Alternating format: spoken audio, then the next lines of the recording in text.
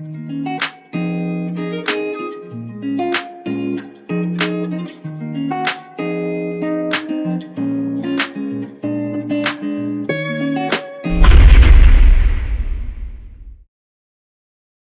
talk about using lanyards to avoid such an unfortunate event.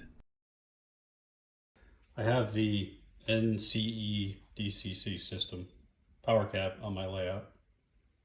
So there's the main plug, there's the power cab, and then I've got a second hand cab. And being in the garage, the floor is solid concrete.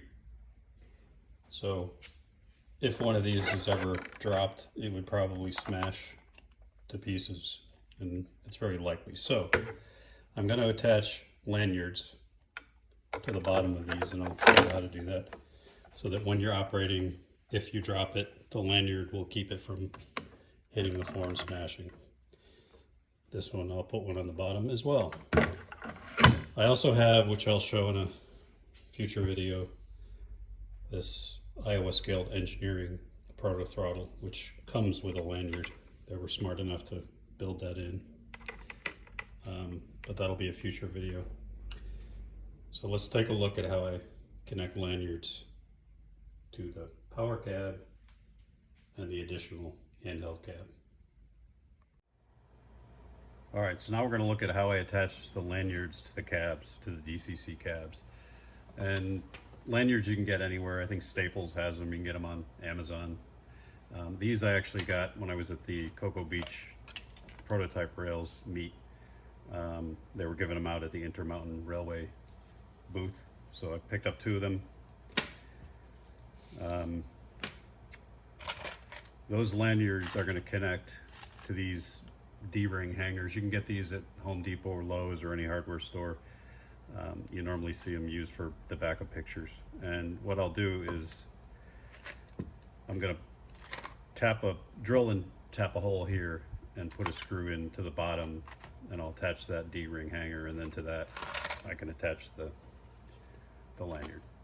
So some of you are probably cringing and thinking, you invested a lot of money into these DCC systems, do you really want to put a hole in the plastic? But the alternative is, if these things drop on a concrete floor in my case, then I've got a bigger problem.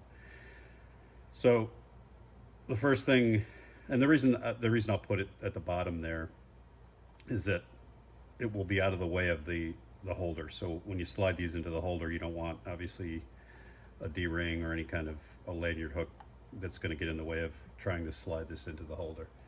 So the best place from my thinking is to put it on the bottom. And the first thing you want to do if you're going to do this, obviously, is open this up, take it apart, and make sure that you're clear of any electronics or wires. You don't want to put a screw in there and damage the unit. So I'm just going to take them apart, make sure I got a clear shot, and then I'll do a tap drill, and then I'll just put a self-tapping screw in to hold the D-ring on the back, and then that'll give me something to attach to the lanyard. So I'll get these apart, and then I'll get back on camera. All right, so I have them apart. Obviously, be careful when you're doing this. I don't want to be showing something that causes people to damage their electronics. Obviously, be careful touching any of that stuff. You don't want to have static charge damage any of the electronics, but you can see probably in this unit, which is a power cab, the best shot for a screw might be on this side, as long as it's not touching any of the electronics. So I can come through this, which would also go probably through that piece. So you just kind of map out the path for the screw and pre-drill it, and obviously do it very carefully. This one, the smaller handheld cab, might be a little trickier because we got a microprocessor right there. But I think if I get it up high enough on this side, I can clear everything. So I'm gonna play around and try to find the optimal location, do a pre-drill, and then we'll take it from there. There's a quick tip. Once you get it where you think you want to put the screw, I would tape it on there and then slide it into the holder or the bracket to make sure that it doesn't catch up on anything. Okay, so here's what I did with the power cab. And honestly, this is not for the faint of heart if you don't like drilling holes into your electronic devices.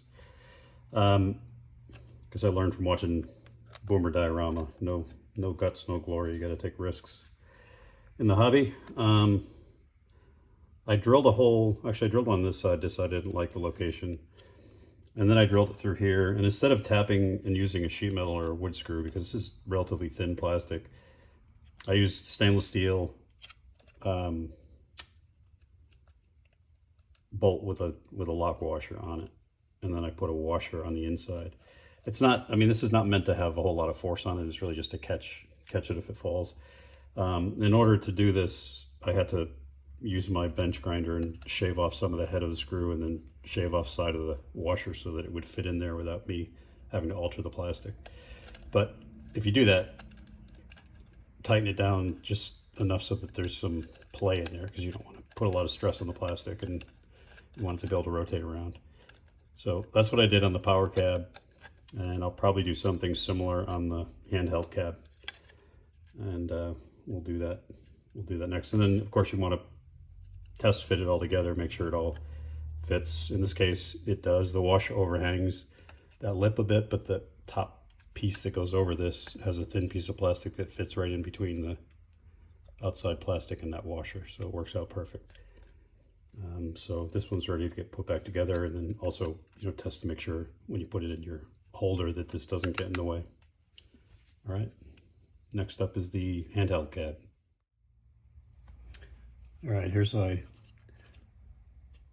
put the D-ring onto the handheld cab. Similar process. I had shaved down the stainless steel washer a bit, and then use a lock nut and just keep it loose. It's kind of a balance. You want to keep it close to where the land plugs in, but far enough away it doesn't get caught. But it's also got to be in far enough so that when you put it in the holster, it doesn't get hung up there. And also, I try to keep it down as far as possible where there's more meat in the plastic versus up toward the edge. So it worked out pretty well. The washer, I think, is important, just to diffuse some of the stress. But if you don't over tighten it and don't really put a lot of pressure on there, you're fine. If you do shave the washers down like I did, make sure you file the edges of where you shaved it so that you don't have any sharp burrs under there. On this one I didn't have to shave the screw head because it fit right in there. So I'm going to put that one together and then put the lanyards on and show you what they look like in the holsters.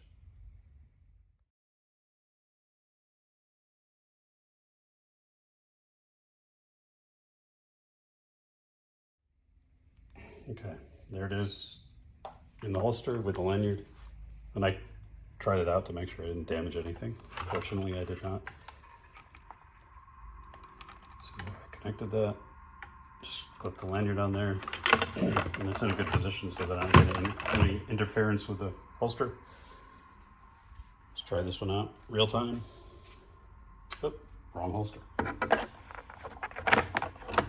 So that fits in there nice. Get under here. Get that lanyard on there. And we're good to go. So just put that around your neck when you're operating, and if you drop it, you don't have it in a million pieces on the floor. Got one on that one, and then of course the proto throttle, which I'll talk about in a future video, comes with a nice lanyard, heavy duty. There you have it. Hope that was helpful. As always, please like and subscribe.